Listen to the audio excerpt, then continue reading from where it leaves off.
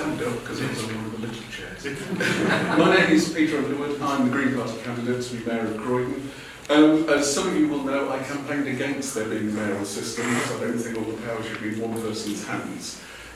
My policies as mayor will be about putting that power back in residents' hands, but we are the system that we have, and that means you need to put trust in whoever you're electing as mayor to follow through on their promises. We're all going to make promises here tonight, but it's 4 years. A lot can happen in 4 years, as we've seen in the recent months. Suddenly, some idiot starts a war in the Middle East, and that will have huge impacts on our economy.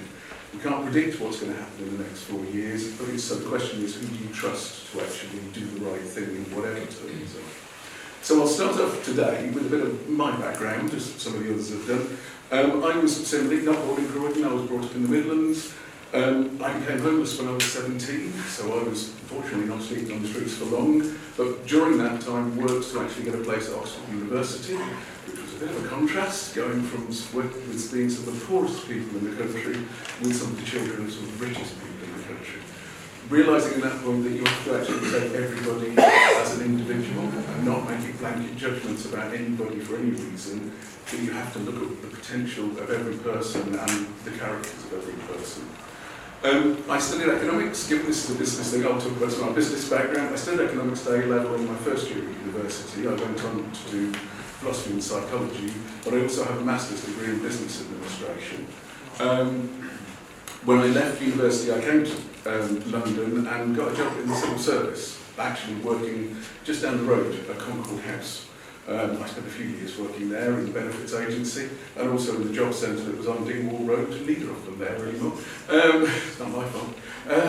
But worked my way up through the civil service. Civil service paid for me to do that Masters in Business Administration because I was keen to change things from the inside. So I wanted to move up into policy work. The nature of the way the civil service works down there, I took on greater and greater management responsibility. So I've managed teams from small project teams up to massive projects worth billions of pounds. So in terms of that, I've not only got the academic background, but I've got the practical experience of managing in the public sector.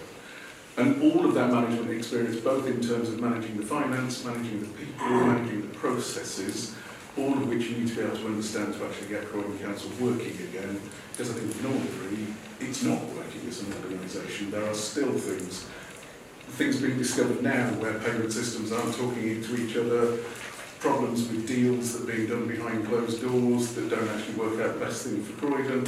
We need to get those processes working. In terms of my philosophy, as I said, that's about putting that power back into the hands of people of Croydon. In this room, we will have people who have lots of expertise, both in terms of their own careers, their own experience of using the services from Croydon Council.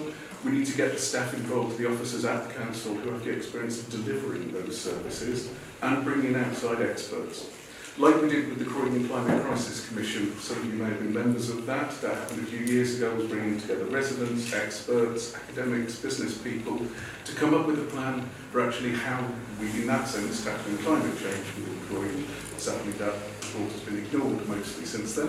But we can do that with lots of areas of Croydon's business. I don't promise miracles. We're not going to get all that we want. We know how much of a mess it's in. But if we're working together, at least we can try and get something that's the best possible we can get with the money available. I left the civil service in 2011, not long after the Conservatives and Liberal Democrats had come in. At that time I was very similar to all politicians, because having worked under Labour, Liberal Democrats and Conservatives, I wasn't impressed with any of them. But that's part of how I won myself to the Green Party, in terms of policies that I did agree with. I also spent the last 10 years working for conservation volunteers, initially running the projects here in Croydon, which are effectively run as a franchise. It's generating income through individual projects, some grant funding, moving up to manage teams across South London, and again, my final post in TCB was as the Business Development Manager for London, researching new projects, finding new work. A key part of that, and something I'm very proud of at TCB, is it's not only the work for the charity, but training people up in employability skills. Taking people from all stages on that journey to help improve their interpersonal skills, their team skills, their management skills, and helping people then move on into jobs, which I think we need to do here.